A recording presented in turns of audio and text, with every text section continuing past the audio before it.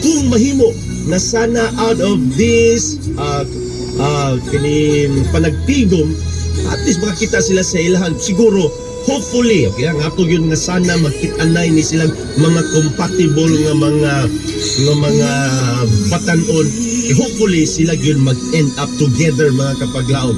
Aron kinasugdan man ito nga joining naman og kung sani mag-join og mga convention aning mga paras Ginoo, then well and good nga at the end of their life magkatuluyan kini sila, at least naanan naman sila atin kaya sila nakita, so they will be in full support po sa unsa nga mga katiguman sa iglesia mga higala.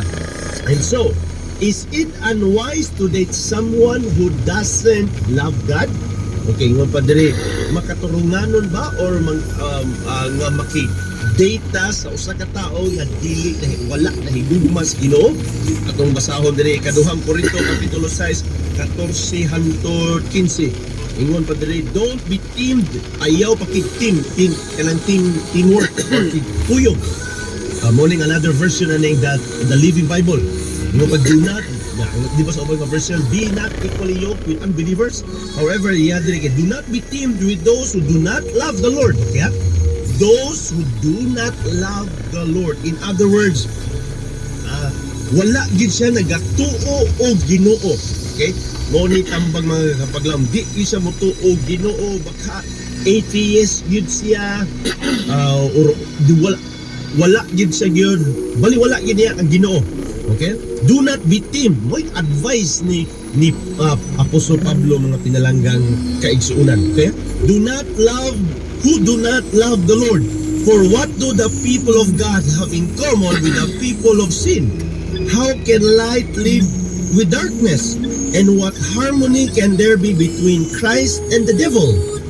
How can a Christian be a partner with the one who doesn't believe? Wala gini. Pwede ba pastor nga mo kanog sa laing relihiyon? Kung mahimo mga kapaglaom, kung mahimo narayod sa iglesia ginato. Kung mahimo, pero kung imo nakita po nimo nga medyo God-fearing po to siya po, ang kulang na lang gini ang kamatuoran sa adlaw ipapahulay, it's up to you mga pinalanggang kapaglaom. Pero kining gisgutan diri nga wala mito sa Ginoo, kana giwa gyud nito og Ginoo ba? Dili magani sa Adventista, dili magani sa Kristiyano, kana iyo wa gyud nagatuo mga pinalangga, labi nag strong-willed nga tao, babae ba kag lalaki, kay basing na ko na istorya mga higala nga siya ang iyang bana atheist, siya SDA, and then di na ko magsabang asa nga nasod ang ilang anak mga kapaglaon na duha ka bukilang anak 15 years old and 16 years old, puros po atheist. Siya po nga babae nga SDA wa na po nag-alagad sa Ginoo karon tungod lagi kay nadala sa iyahang bana.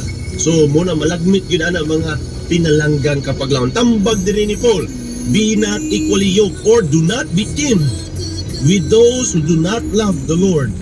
Kay can ingon pa diri sa Amos 3 verse 3, can two walk together unless they agreed? Okay, kung di ganun sa ganahan, ilabi nag mga afam, di ba? Mga afam ginatu ang mga ganahan di kayo sa mga dalaga. Kinira bang mga dalaga nang itag afam? Kay kini pong mga sobra na pong 30 honpod. Wala ko na pagdungog mga pinalagang kapaglaom, pero there are times na let us put our perspective in the right direction, ilabi na sa ato ang i-check na itong kaugalingon. Kay ingon pa diri sa Amos 3 verse 3, can two walk together unless they are agreed?